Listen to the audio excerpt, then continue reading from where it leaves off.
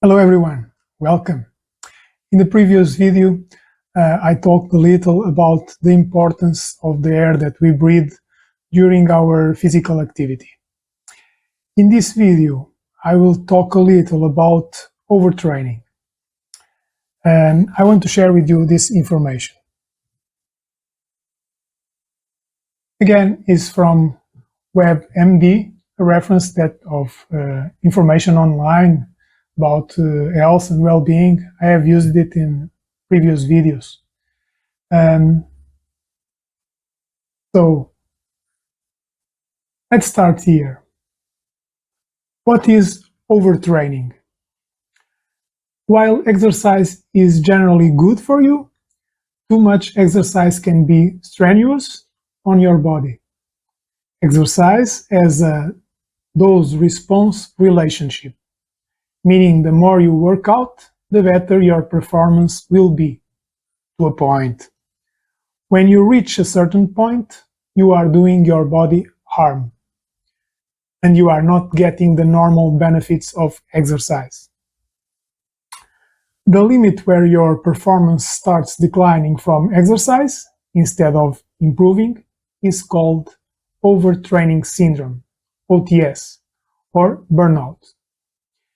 You can reach the point of overtraining by exercising too much without enough recovery time between workouts. You can also reach this limit by not properly fueling your body with the calories and nutrients it needs.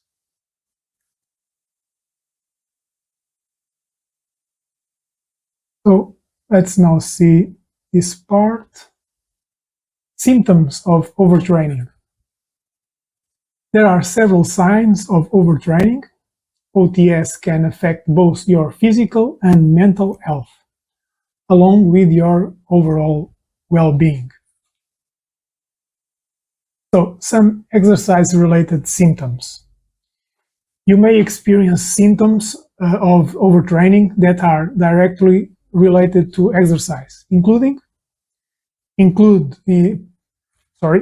increased muscle soreness that gets worse the more you train, a plateau or decline in athletic performance, inability to train at the level you usually do, excessive sweating and overheating, feeling like your muscles are heavy or stiff, especially your legs, injuries that keep coming back, like muscle sprains, stress fractures, and joint pain, and loss of enthusiasm for exercise or feeling like you want to skip your workout altogether.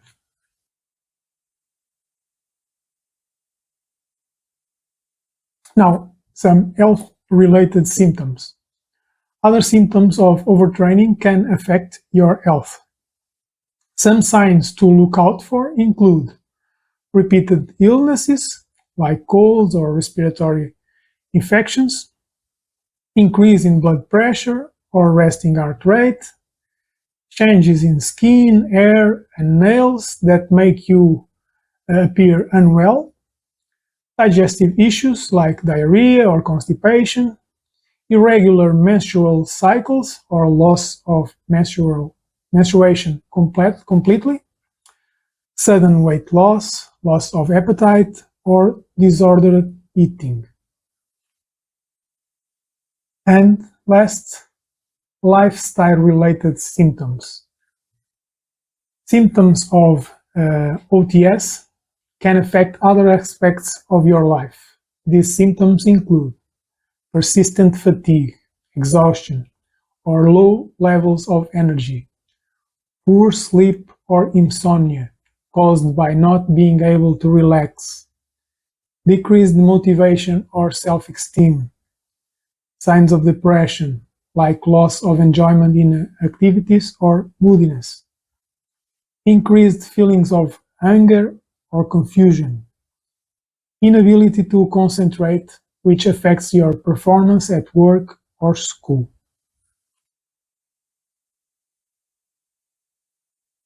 Now, just a paragraph here about recovering from overtraining.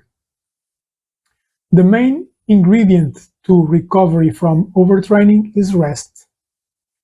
This means that you need to limit or even stop training for a determined period of time.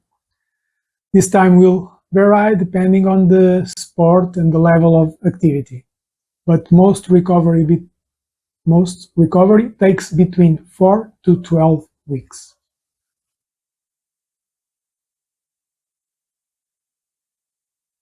Now, this is important. Preventing overtraining. There are steps you can take to prevent overtraining. The most important way is to get proper rest. This can include taking at least one day off from physical activity each week to let your body recover. Athletes may benefit from time off each year from sports to allow for rest and recovery from sports-related injuries. It's important to take cues from your body. Keeping a training log with your workouts and how you feel afterward can help you realize when to slow down.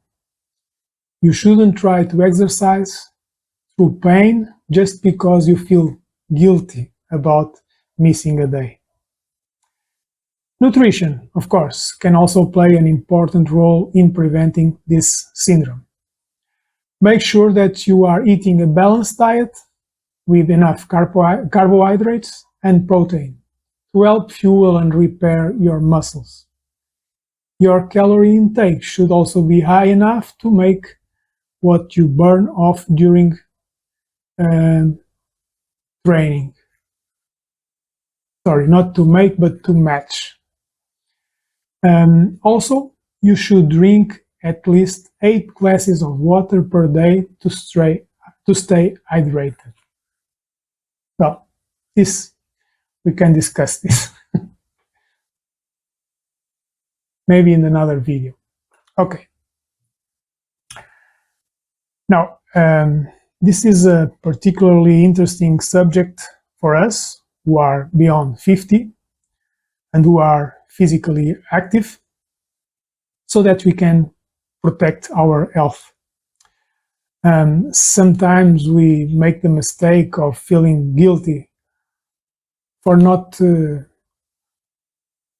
fulfilling completely our physical activity plan as we have previously defined.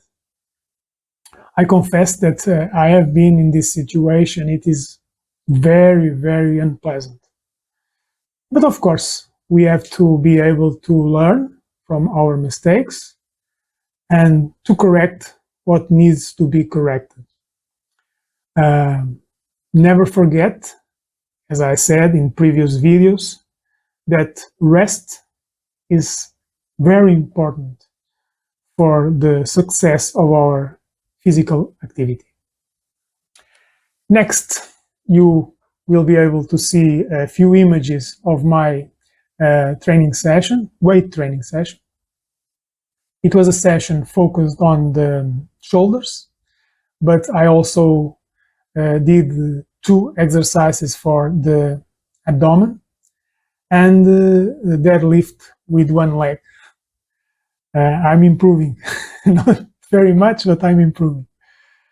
I did not film, but I also did a brief run in the treadmill, 10 minutes, and as usually, I do a final sequence of about also 10 minutes of stretching. In the next video, now that here where I live the summer has ended, in the next video I will talk a little about vitamin D. Now, if you like this video, please press the like button, share your opinions in the comments, share the video, and subscribe to the channel. See you soon.